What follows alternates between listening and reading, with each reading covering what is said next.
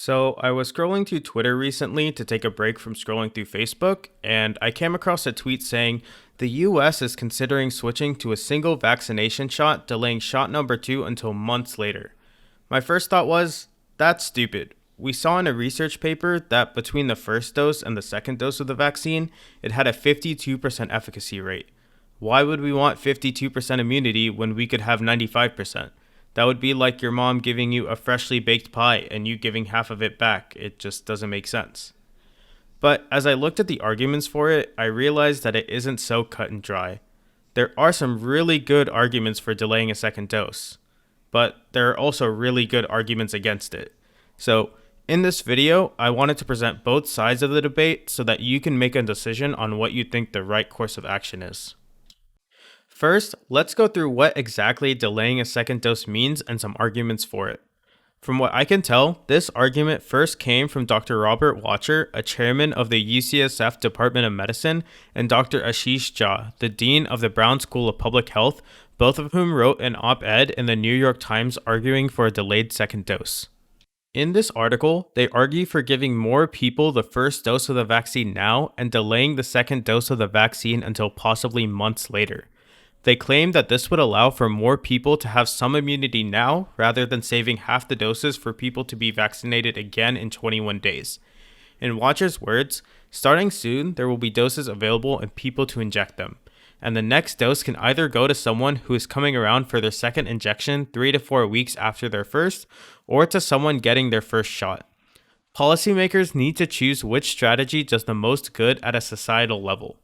Some important considerations are that this would not be for the most vulnerable, such as people over 75 or those in nursing homes. Those individuals would still get the second dose 21 days after the first. This policy was mostly born out of a reaction to the slow vaccine rollout in the United States. The US was supposed to have 20 million people vaccinated by the end of 2020. But at the time of making this video, we only have about a quarter of that number actually vaccinated. In addition, the appearance of the UK strain of COVID, which is more contagious, is already spreading in the US, which means that we will likely see additional cases and also more death as a result. Thus, in order to adapt to the situation at hand, this idea came about. Now, you may be asking, would this plan work? Well, we don't really know for sure. The initial vaccine trials for the Pfizer and Moderna vaccines were designed to directly test a 2-dose vaccine regimen, not a single dose. In fact, in the research paper we went over, it explicitly says the study was not designed to assess the efficacy of a single dose regimen. However, Watcher states that we could infer from those papers that 14 days after we do get about 80% effectiveness from the first dose. In addition, many scientists are saying that a 2-month delay should not have much of an impact on strength or durability of the immune response.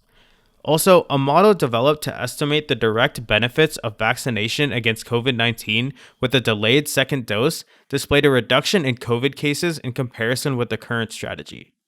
And with the United Kingdom adopting this strategy, we should be getting more data in the coming weeks to months about whether this is effective or not. Okay, but what are some arguments against it? Well, it is possible that partial immunity from only one dose of the vaccine can spawn harmful mutants. Florian Kramer, professor at the Department of Microbiology at Icahn School of Medicine at Mount Sinai, writes that in a lab setting, if they want to mutate the virus for something, they subject the virus to a low antibody pressure and then slowly move up, which is a little bit like a one vaccine dose. He also notes that if the viral load is high, like in the UK right now, something like a 12-week window in between doses won't be a good idea.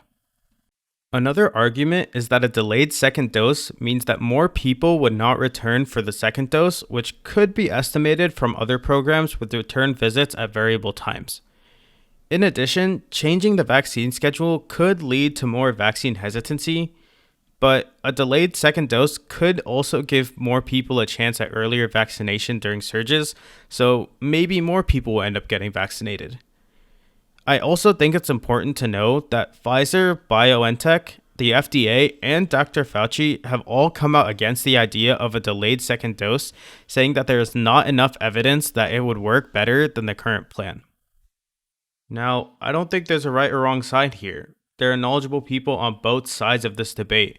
So I want to know what you, the person watching this video, thinks is the right course of action here. Should the US stick to its current plan or convert to a delayed second dose strategy? Write down in the comments what you think. Thank you for watching this video. If you enjoyed the content, be sure to hit the like and subscribe buttons as I'll be releasing more videos over the next couple weeks. So with that, I'll see y'all in the next one.